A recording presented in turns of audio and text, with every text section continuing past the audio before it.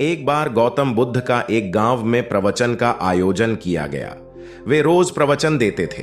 प्रवचन सुनने के लिए काफी लोग पहुंचते थे। प्रवचन सुनने के लिए एक लड़का रोज आता था। वह गौतम बुद्ध की सारी बातें बहुत ध्यान से सुनता था। काफी दिनों तक प्रवचन सुनने के बाद एक दिन उस लड़के ने सोचा कि मैं प्रवचन तो रोज सुन रहा हूं, लेकिन मेरे जीवन में कोई बदलाव नहीं आ रहा है।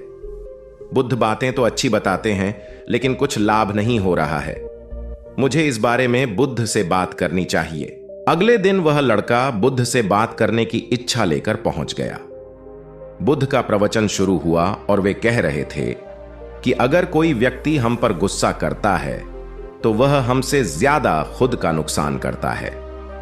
अगर हम भी दूसरे के गुस्से का जवाब गुस्से से ही देते हैं तो हम खुद का नुकसान कर लेते हैं। बुद्ध की ये बातें सुनते ही वह लड़का खड़ा हो गया और कहने लगा कि तथागत, मैं बहुत दिनों से आपके प्रवचन सुन रहा हूं, लेकिन मेरे जीवन में तो कोई बदलाव ही नहीं आया है।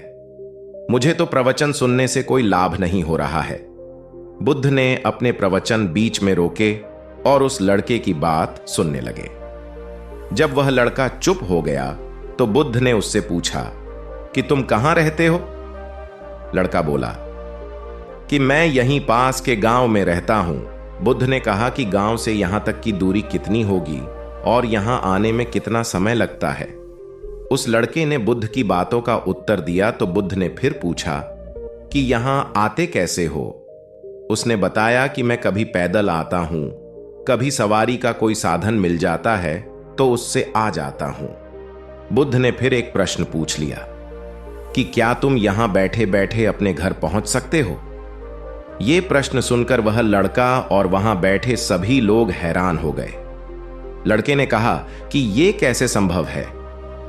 मैं बैठे बैठे कहीं और नहीं पहुंच सकता। इसके लिए तो मुझे ही चलकर जाना होगा। बुद्ध ने कहा कि तुम्हारी बातों में ही तुम्हारे प्रश्नों का उत्तर है। सत्संग सुनने से तब तक कोई लाभ नहीं होगा जब तक कि तुम उन अच्छी बातों को अपने जीवन में उतारते नहीं हो।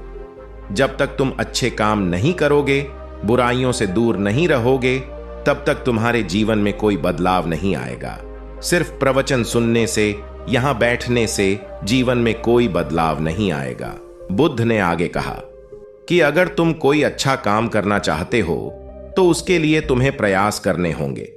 विचार करने से काम नहीं होगा।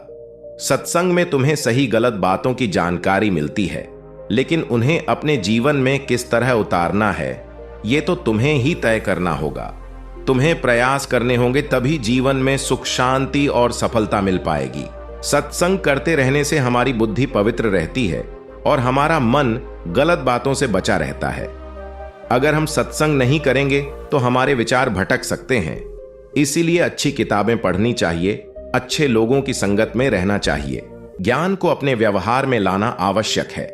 इसके लिए आपको दृढ़ निश्चय के साथ निरंतर प्रयास करना होगा, क्योंकि ज्ञान को व्यवहार में लाए बिना लक्ष्य की प्राप्ति नहीं की जा सकती है।